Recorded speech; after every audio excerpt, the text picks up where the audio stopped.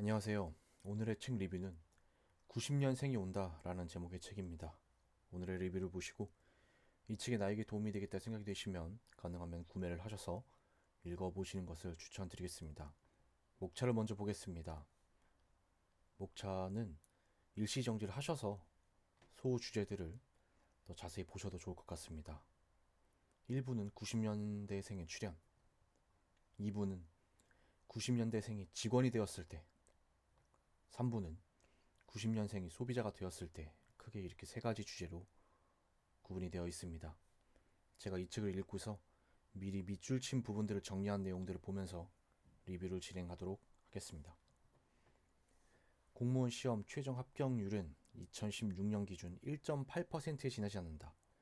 공시생 100명 중 최종 합격 인원은 약 2명에 그친다는 얘기다. 그렇다면 나머지 98명은 답은 쉽다. 이듬해 있을 공무원 시험을 준비한다. 우리가 진정으로 궁금해해야 할 것은 산술적인 통계나 공무원 시험에 대한 찬반이 아니라 오늘날 한반도의 청년들이 공무원 시험에 내몰리게 된 이유다. 사전에서 꼰대란 은어로 늙은이를 지칭하거나 학생들의 은어로 선생님을 이르는 말이다.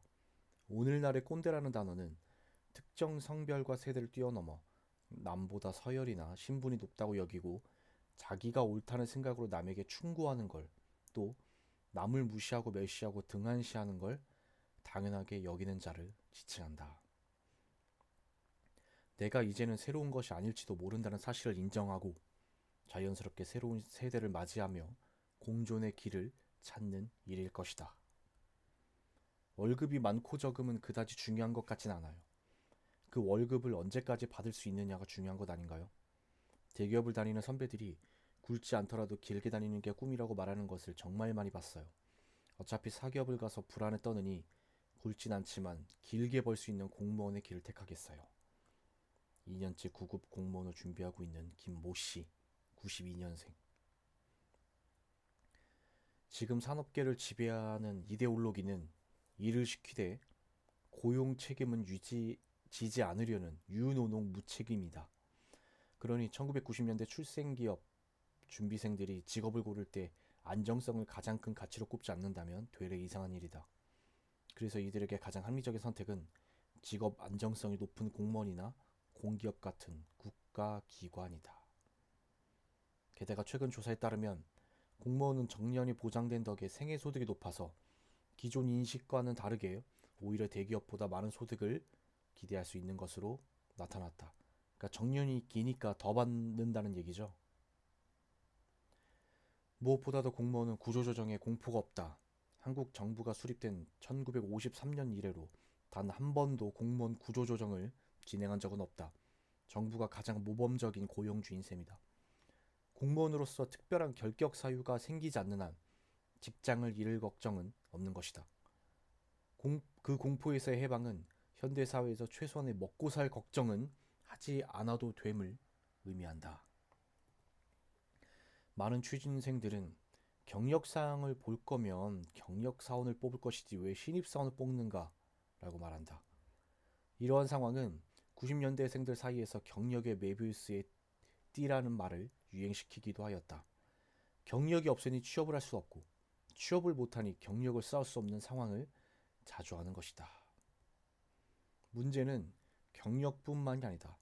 인문계의 구할은 놀고 있다는 의미인 인구론을 넘어서 이제는 문과라서 죄송합니다라는 의미인 문송합니다와 이과여서 다행입니다라는 의미인 이행합니다라는 말도 유행하고 있다. 대학생들 사이에서는 신카스트 제도라는 말이 생겼다. 취업률을 기준으로 신분 등급을 매기는 것이다. 여기서 문과생은 천민인 반면 이공계는 귀족 등급이다. 그 중에서도 전화기, 전기공학, 화학공학, 기계공학 전공자는 왕족 등급으로 불린다. 문과생들이 취업하기가 정말 힘든 시대인 것 같습니다. 사실 이렇게 국내 기업에서 이공계를 많이 뽑을 수밖에 없는 이유는 한국이 제조업에 기반한 산업 구조를 가지고 있기 때문이다. 현재 한국의 대표 기업이라고 할 수 있는 삼성전자와 현대자동차의 경우도 이공계에 그 기반을 두고 있다. 지금의 90년대생들은 자신들을 사회 발전의 원동력으로 여기지 않고 특정 이상을 실현할 필요성도 느끼지 못한다. 단지 그들은 현 시대에서 적응하고 살아남기 위해 노력할 뿐이다. 살아본 적 없는 미래의 세계에서 우리는 모두 시간 속의 이주민인 셈이다. 이제 청년이 스승이 될 수 있다. 지금은 경험이다 고정관념이고 경험이다 틀린 시대입니다. 먼저 안 건 전부 오류가 되는 시대입니다. 정보도 지식도 먼저 것은 다 틀리게 되죠. 라고 말했다. 그의 말처럼 과거 경험이 이젠 판단의 기초 혹은 가르침의 근거가 되지 못하는 시대가 되었는지도 모른다.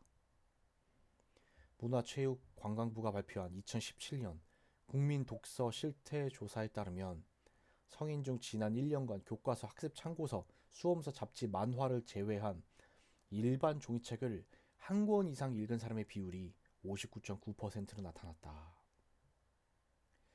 이런 문구를 볼 때마다 제가 이런 책 리뷰를 하는 게 맞는 건가? 어차피 보지도 않을 영상들 아닌가?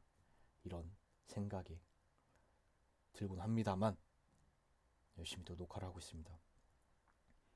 책을 읽지 않는 한국은 어제 오늘의 이야기가 아니지만 지난 2007년 성인 연간 독서율이 76.7%였던 것을 비교해 본다면 10년 만에 무려 16.8%포인트나 줄어든 것을 확인할 수 있다. 이제 어제 무슨 책을 읽었느냐고 묻는 것보다 작년에 책을 몇 권 읽었느냐고 묻는 것이 더 자연스러워졌다. 대체 어떤 일이 일어나고 있는 것일까? 연구자는 디지털 기기에 대한 몰입은 청소년이 정보를 습득하는 방식에까지 영향을 주었다며 그들은 한 페이지를 읽을 때 왼쪽에서 오른쪽으로 위에서 아래로 읽는 방식만을 취하지 않는다. 대신 이리저리 건너뛰며 관심 있는 정보만 훑는다고 말했다. 90년대생의 두 번째 특징은 바로 재미다. 80년대생 이전의 세대들이 소위 삶의 목적을 추구했다면 90년대생은 삶의 유희를 추구한다.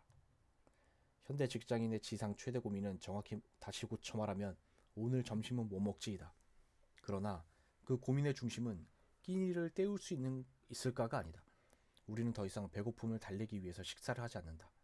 무엇을 먹어서 즐거울지가 중요한 것이다. 90년대생들이 공무원을 원하는 이유는 많지만 또 하나의 중요한 이유는 완전 무결한 정직을 요구하고 있는 새로운 세대에게 유일하게 남아있는 공정한 채용 시스템이라는 점이다. 이처럼 90년대생들이 정직함을 요구하는 대상은 특정 개인에서 그치지 않는다. 그들은 정직함을 담보할 수 있는 시스템을 요구한다. 신뢰 시스템화는 스타트업 업계에서 새로운 비즈니스의 기회를 만들어내고 있다. 예를 들어 부동산 거래에 있어서 신뢰가 있는 지수는 나는 이 가격에 집을 팔고 싶다 혹은 사고 싶다와 같은 호가가 아니라 실제 거래 가격이다. 실제로 호갱노노라는 애플리케이션은 호가를 기준으로 한 부동산 거래가 아닌 실제 거래 가격을 기준으로 부동산 거래 플랫폼을 만들었다. 집 구할 때 호구가 되지 말자를 캐치프레이즈로 삼고 있는 호갱노노는 실제로 그 캐치프레이즈와 같이 허위 매물로 이용자들이 겪는 불편을 해결하자는 취지에서 서비스를 시작했다. 화장품을 해석하다를 줄인 모바일 애플리케이션 화해는 한국에서 출시된 화장품들의 제품 정보와 화장품에 포함된 전체 성분을 보여준다. 검색창에 제품명을 검색하면 제품이 함유하고 있는 성분과 그 위험도에 대해 알려주며 20가지 피해야 할 성분과 알레르기 유발 성분을 중점적으로 다룬다. 이를 통해 젊은 세대의 폭발적인 반응을 이끌어낸 화해는 다운로드 600만 건, 월 사용자 120만 명에 달하는 국내 최대 화장품 정보 제공 플랫폼으로 성장했다. 물론 위에서 언급한 몇몇 서비스들이 계속해서 소비자들의 사랑을 받으리라는 보장은 없다. 하지만 90년대생들이 원하는 완전 무결한 정직의 감성을 제대로 건드리는 방식이 하나의 성공 포인트로 떠올랐다는 점은 부인하기 어렵다. 이제는 더 이상 기업의 광고가 통하지 않는 시기가 왔다. 기존에는 회사의 이미지와 평판만을 믿고 회사를 선택한 구직자가 많았지만 지금부터 회사를 찾는 90년대생들은 더 이상 외부적으로 보이는 회사 이미지나 광고 혹은 보도자료를 믿고 회사를 선택하지 않는다. 정보의 홍수 속에서는 결국 투명한 정보만이 살아남을 것이다. 회사도 기존의 화장품이 짙게 묻은 찬란한 정보들 대신 장점과 단점들이 투명하게 공개되고 이를 통해 구직자의 선택을 거치는 단계가 나타날 것이다. 최근 미국에서는 정서적 피해라는 단어가 젊은 세대 사이에서 유행하고 있다. 이들은 정서적 피해를 신체적인 폭력과 동일시한다. 오히려 신체적인 폭력의 경우 예방할 수 있지만 말이란 들을 수밖에 없기 때문에 정서적 피해를 막을 수 없어서 더 위험하다고 생각하는 젊은 세대도 늘어나고 있다고 한다. 2016년 신입사원 채용 실태 조사에 따르면 대졸 신입사원의 1년 내 퇴사율은 27.7%로 나타났다.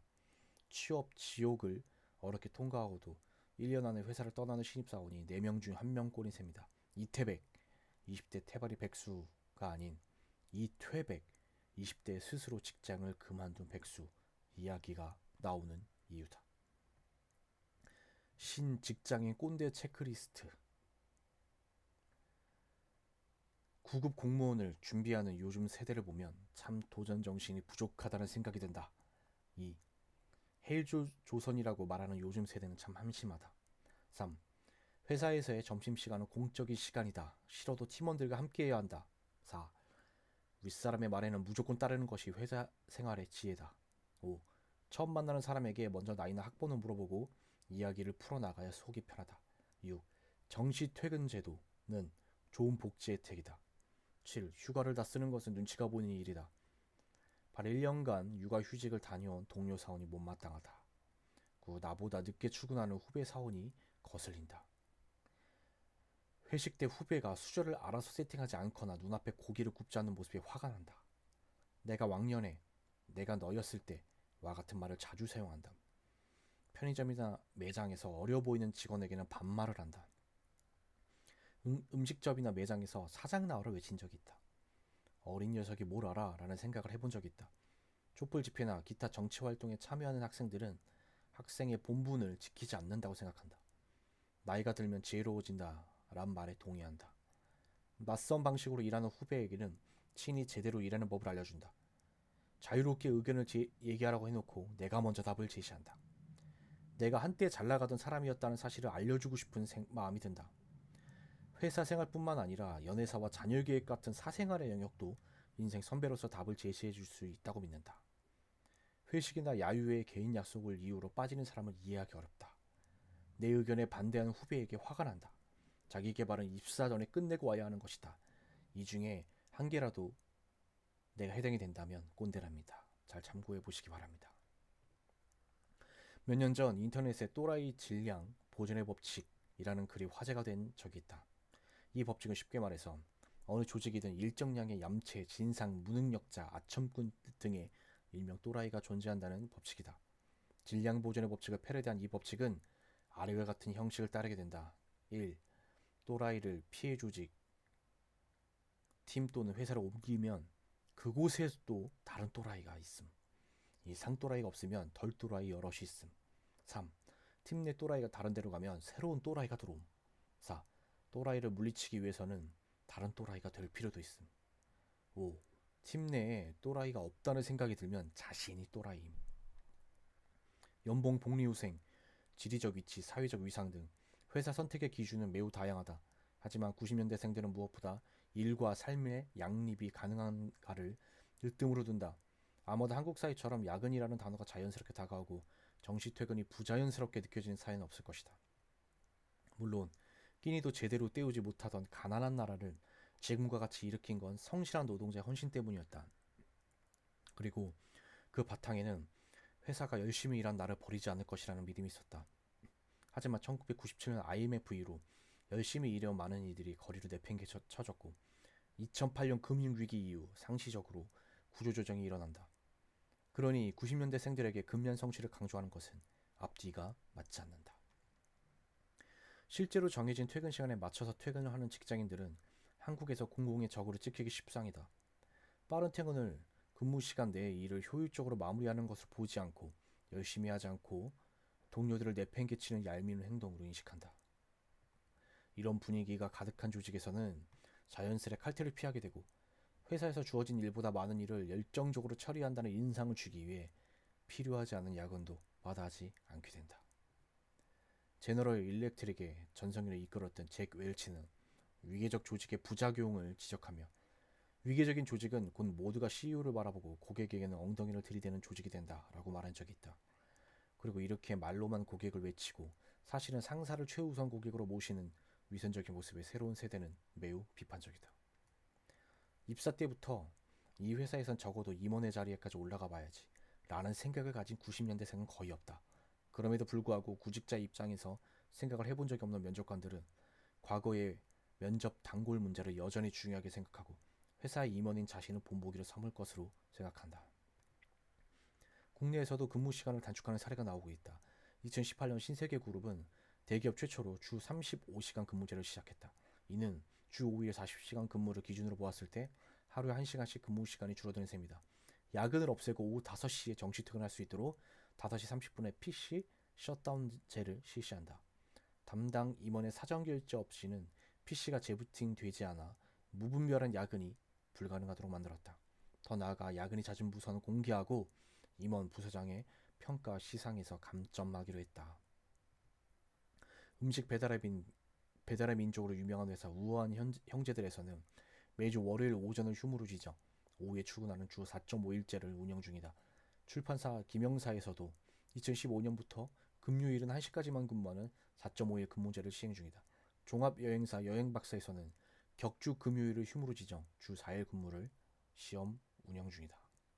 숙박앱 여기어때를 운영 중인 워드 이노베이션에서는 매주 월요일 오전을 휴무로 지정, 점심시간을 90분으로 하는 주 35시간 근무 제도를 시행하고 있다. 물론 위와 같은 국내 사례는 아직까지는 손에 꼽을 만한 몇 개의 기업에서만 운영될 뿐이고 아직까지는 하나의 실험에 가깝다. 그래도 이런 시도가 어딥니까? 변해야죠, 우리나라도.